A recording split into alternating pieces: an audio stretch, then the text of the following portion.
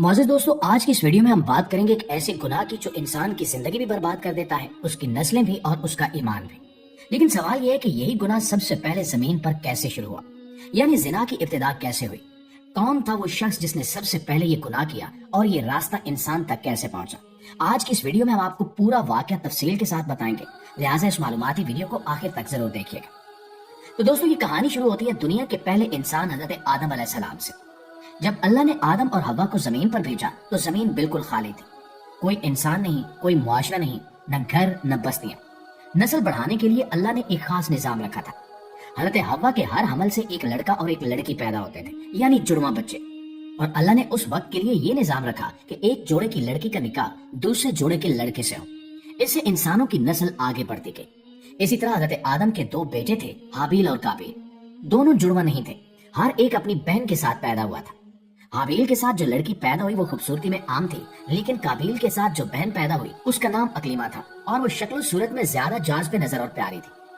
اللہ کے حکم کے مطابق اکلیما کا نکاح حابیل سے ہونا تھا اور حابیل کی بہن کا نکاح قابیل سے۔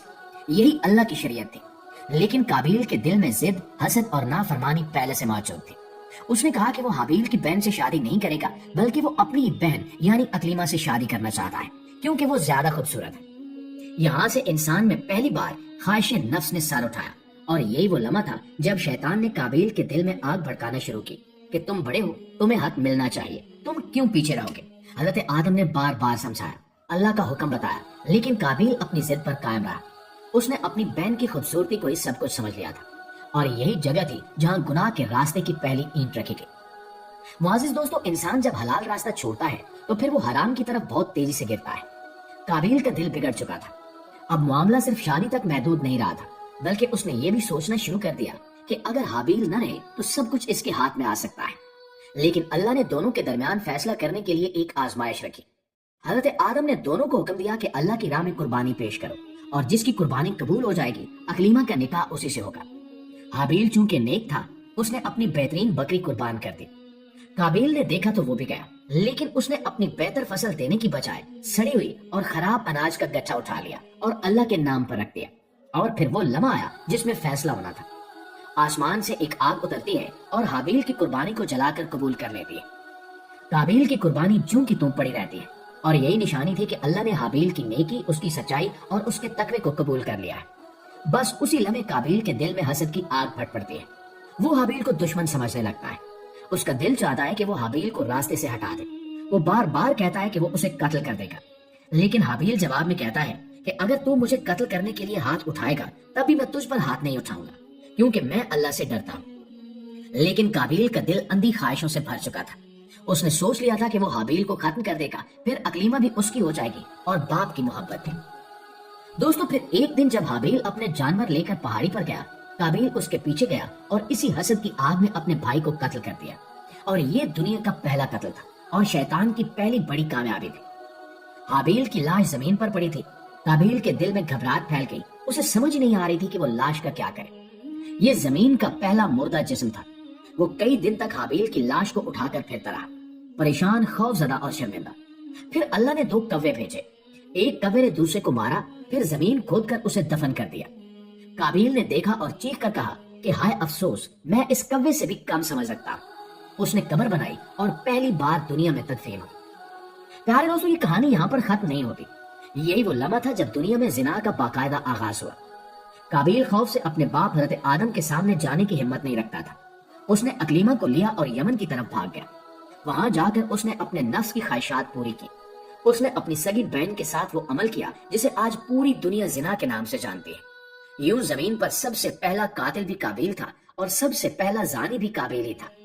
یہی وہ مقام تھا جہاں سے زنا کا دروازہ کھلا۔ انسان نے حلال کو چھوڑ کر حرام کے دروازے پر قدم رکھا۔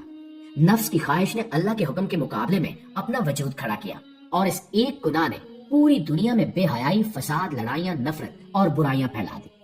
ناظرین گرامی، قابیل نے نہ صرف زنا کا آغاز کیا بلکہ آگ کی پوجا شروع کی، بت بنا کر ان کی عبادت کی، اور دنیا میں پہلی بار غلط عقائد کی بنیاد ڈالی۔ در حقیقت جب قابیل نے اپنے بھائی حابیل کو قتل کیا اور اپنی بہن اکلیما کے ساتھ ناجائز تعلق قائم کیا تو اس کا دل ایمان اور تقوی سے بالکل خالی ہو گیا۔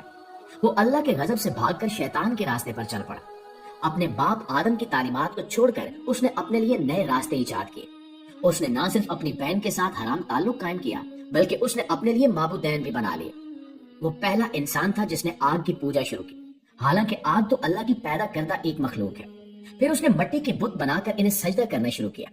یوں اس نے نہ صرف گناہ کبیرہ کا ارتکاب کیا بلکہ شرک جیسے عظیم گناہ کی بنیاد بھی رکھی۔ اس نے اپنی اولاد کو بھی اللہ کی بجائے آگ اور بتوں کی پوجا سکھائی، اور اس کی اولاد نے آگے چل کر شرک اور گمراہی کو پھیلانا شروع کیا اور مختلف بت پرستی کے طریقے ایجاد کیے۔ قابیل کی یہ اولاد ہی آگے چل کر قبیلوں اور معاشروں میں پھیل گئی، اور انہوں نے حضرت آدم علیہ السلام کے سیدھے راستے کو چھوڑ کر اپنے آباء و اجداد کے بنائے ہوئے غلط عقیدوں کو اپنا لیا۔ یوں قابیل نے نہ صرف زنا جیسے گناہ کی ابتدا کی بلکہ شرک جیسے عظیم گناہ کا دروازہ بھی کھولا۔ اس کی اولاد نے آگے جا کر وہ سب کچھ کیا جسے آج ہم شرک اور گمراہی کہتے ہیں۔ ناظرین گرامی، جب انسان اللہ کے حکم کو چھوڑ دیتا ہے تو پھر گناہ کی کوئی حد باقی نہیں رہتی۔ ایک غلط قدم انسان کو درجنوں گناہوں تک لے جاتا ہے۔ یہی وجہ ہے کہ قرآن نے صرف زنا کو نہیں روکا بلکہ زنا کے قریب جانے والی ہر چیز سے روک دیا، یعنی غلط نظر، غلط بات، غلط سوچ، غلط ملاقات، سب کچھ۔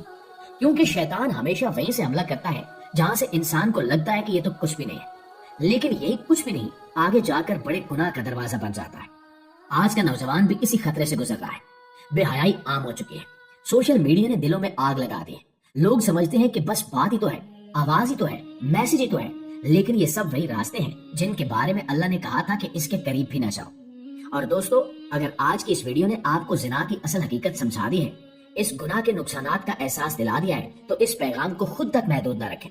ہو سکتا ہے کہ آپ کے ایک شیئر کی وجہ سے کوئی نوجوان غلط راستے پر جانے سے بچ جائے۔ اس ویڈیو کو لائک کیجیے، اپنے دوستوں کے ساتھ شیئر کیجیے تاکہ سب کو معلوم ہو سکے کہ زنا صرف ایک گناہ نہیں بلکہ پوری زندگی کو تباہ کرنے والا راستہ ہے۔ انشاءاللہ آپ کی خدمت میں حاضر ہوتے ہیں ایک نئی ویڈیو کے ساتھ۔ تب تک اپنا، آس پاس کے لوگوں کا، اپنے پیاروں کا ڈھیر سارا خیال رکھیے گا۔ اللہ نگہبان۔